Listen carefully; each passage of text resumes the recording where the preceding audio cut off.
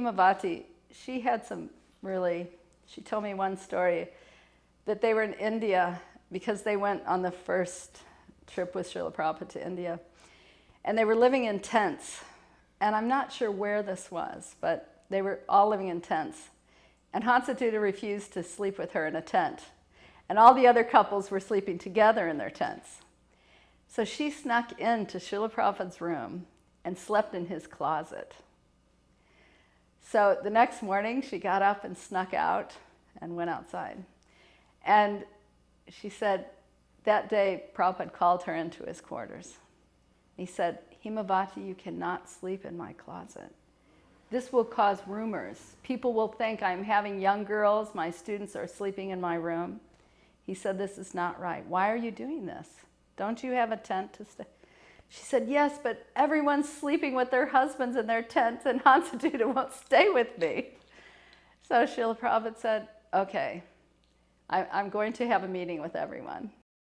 The devotees were going to Allahabad to see Prabhupada at the Kumbh Mela. And they were trying to find someone to make rasgullas for Srila Prabhupada. So I said, okay, I'll make them for him. And I made the rasgullas, and they took them, Vajahari Prabhu took them to India to give to Srila Prabhupada.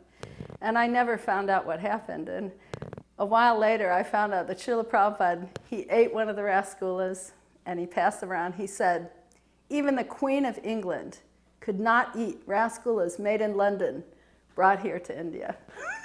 Which was nice. And another time, he was so sweet to the women.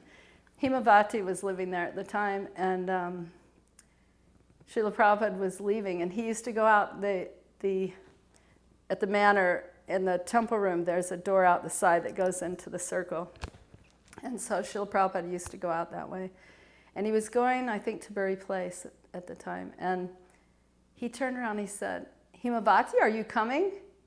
And there were so many sannyasis there and all. But he immediately, Himavati, are you? She said, yes, Srila Prabhupada. And she ran back to the shoe room to get her shoes and ran around. And he had her come into his car and go with.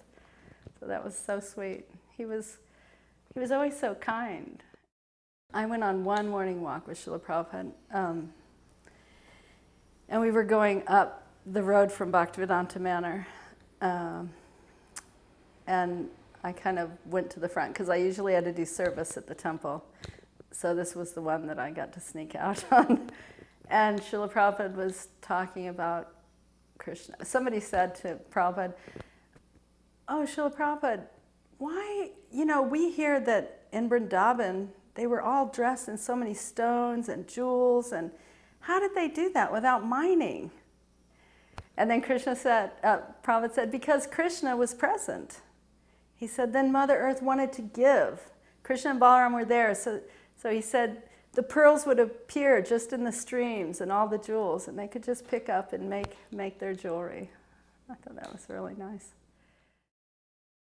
One time we were cooking for Srila Prabhupada, and Mandakini was in charge of the cooking, and I was just helping her. And she sent up prasadam, and Prabhupada sent his servant back down and said, taste it before you send it up. I thought that was funny. We were all laughing. Jai Anilo Premadana Karuna Prachu